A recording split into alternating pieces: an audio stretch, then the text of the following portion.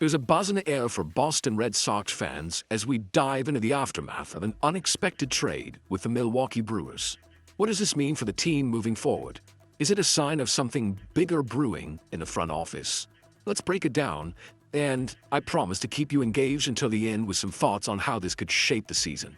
The headliner of this trade, of course, is infielder Caleb Durbin, but that's not all. The Red Sox also brought in 2 additional infielders, adding to an already packed depth chart.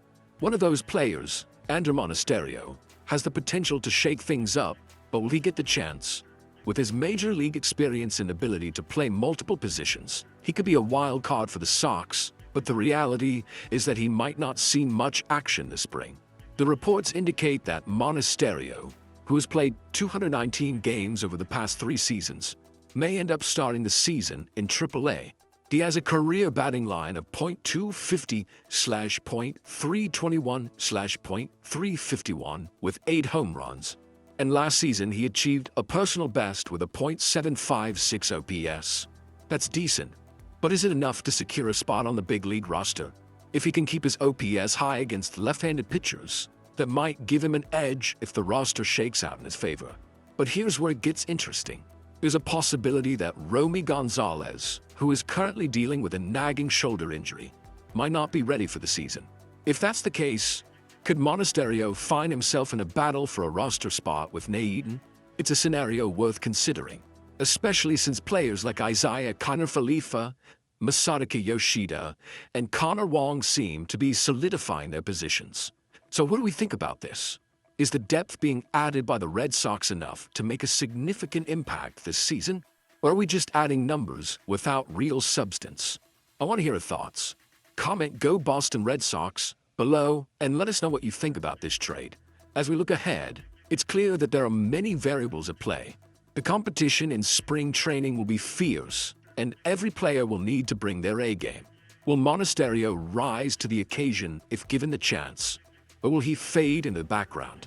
It's a pivotal moment for him, and for the Red Sox, as they aim to build a roster that can contend. The Red Sox have made some interesting moves this offseason, but how do they stack up against the competition? Are we seeing the groundwork for a stronger season, or are we just treading water? How do you feel about the depth we're building? Are you excited for the upcoming season, or are you feeling a bit skeptical? Want to hear from fans across the country. Where are you tuning in from? And what's your take on the Red Sox's direction? Is this trade a sign of good things to come? Or do you think we're just making moves without a clear vision? In the end, it's all about the big picture. The Red Sox have a storied history, and as fans, we are passionate about seeing our team succeed. With spring training right around the corner, the excitement is palpable. Will Monasterio make the cut? Can we expect more trades or signings that will shake up the roster? Let's keep the conversation going. Drop your city and your thoughts about the Boston Red Sox in the comments below. Your opinion matters, and together we can navigate this thrilling season ahead. Don't forget to subscribe for more updates and insights as we follow our beloved team through the ups and downs of the upcoming season. Go Red Sox! If you're a Boston Red Sox fan, you should definitely be excited about what's happening with the team. Let's dive into the recent addition of Caleb Durbin and what it means for our beloved Red Sox. We'll explore how this move fits into the bigger picture, the implications for our young talent, and what it all means for the future of the franchise. Stick around. By the end, we'll have a clearer picture of our chances moving forward. First off, let's talk about Caleb Durbin. He's a 25-year-old player who had a solid rookie season with the Milwaukee Brewers, racking up a 2.8 WAR. That's no small feat in 136 games. He had a batting line of .256/.334/.387 with 11 home runs, 53 RBIs, and 18 stolen bases. Those stats indicate that he can contribute on multiple fronts. Imagine him patrolling the outfield at Fenway Park. His speed and power could add an exciting dynamic to our lineup. And let's be honest, we could use more of that. What's even more intriguing is how this trade appears to solidify our roster without sacrificing key players. The Red Sox have managed to fill a significant gap in the infield without trading any of our promising outfielders or our top prospects. Connolly Early and Peyton Toley. That's a win in anyone's book. We've been hearing trade rumors about these guys being tossed around for big names like Kettle Marte or Nico Horner, but keeping Early and Tolley is a relief.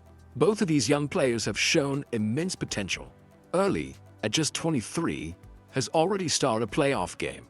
Tolley is the number 2 overall prospect in the organization. The fact that Chief Baseball Officer Craig Breslow has publicly stated that they want to hold on to these guys is a positive sign for the organization's future.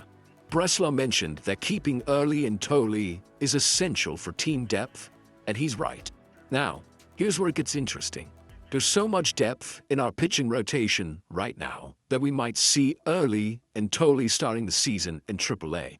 With a rotation that includes Garrett Crochet, Sonny Gray, Ranger Suarez, Brian Bello, and Johan Oviedo, plus healthy options like Cutter Crawford and Patrick Sandoval, we're looking pretty solid. McAdam from MassLive.com noted that this depth could really benefit the team in the long run.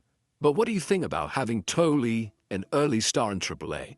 Is it the right move to let them develop further rather than rushing them into the big league pressure? It might be frustrating for some fans to see our top prospects not on a major league roster right away, but it could pay off tremendously down the line. Keeping them around for the long haul, especially with pitching prices skyrocketing, is a strategic win. As fans, we have to consider the long-term implications of these decisions. The Red Sox have been known for making bold moves, but this time they've opted for a more calculated approach, and it could mean sustained success. With the current roster structure, the team looks primed to compete for years to come, and that should excite all of us. So, how do you feel about this offseason so far? Are you optimistic about the direction the team is heading? Or do you think we should have made some bigger moves? Comment "Go Boston Red Sox" below, and let's get the discussion rolling. In conclusion, the addition of Caleb Durbin is a strategic move that could serve a team well. We filled a crucial need while keeping our promising young talent intact. It's a balancing act, and I think the Red Sox are handling it well so far. As always, I want to hear your thoughts. What do you think about the state of the Red Sox? Are you excited about the future? Share your thoughts in your city in the comments. Let's keep the conversation going and stay connected as we follow this team on its journey. Let's talk about the latest news regarding the Boston Red Sox and their catching situation, as it seems we have a bit of shakeup to discuss. Are you ready for a deep dive into the roster moves that could impact our beloved team? We're going to explore Seby Zavala's recent departure, the implications for our catching depth, and what it all means as we look forward to the new season.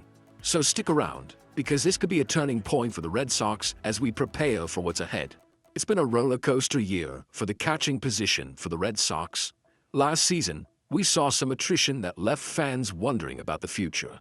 Zavala was brought in on a minor league deal in November 2024, but fate wasn't on his side. He suffered an oblique strain in April, just when Connor Wong went down with a finger injury, creating a golden opportunity for him. But by the time Zavala was back, Carlos Narvaez had already taken the reins of the starting role. It's a classic case of bad timing, and it raises questions. Could Zavala have made an impact if he had been healthy? Was he ever really in the mix? Or did the Red Sox see the writing on the wall? Zavala's stint with the Red Sox was less than stellar.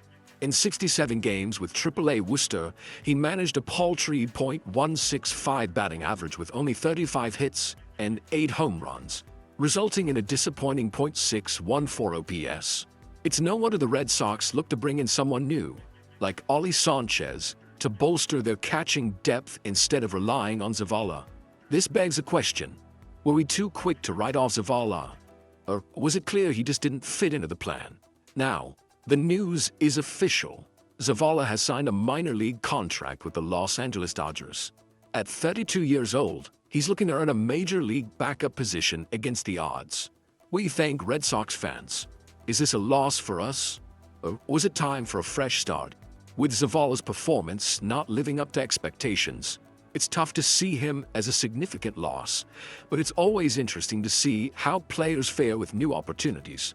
The Red Sox have been proactively reshaping their catching depth chart, with the arrivals of Jason DeLay and Matt Fayes in free agency. It seems the front office is focused on building a solid foundation. It's a smart move considering the inconsistencies we've witnessed. But let's not forget about the other catchers in the system last year. Blake Sabal, Yasmani Grandal, Mark Kalosvary, Chadwick Trump, and Ronaldo Hernandez all had their moments.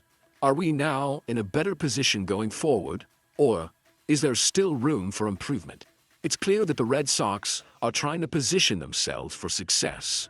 The catching depth appears to be more robust than before, but the question lingers. Is our catching situation truly solidified, or do we still have concerns? With the new season around the corner, will our catchers rise to the occasion, or will we be left wanting more? As we wrap up this discussion, I want to hear from you. What are your thoughts on Zavala's departure? Do you think the Red Sox made the right call moving forward with new faces behind the plate? Comment "Go Boston Red Sox" below and share where you're from and your thoughts on the current roster. This is a pivotal moment for our team, and your voice matters as we gear up for the exciting season ahead.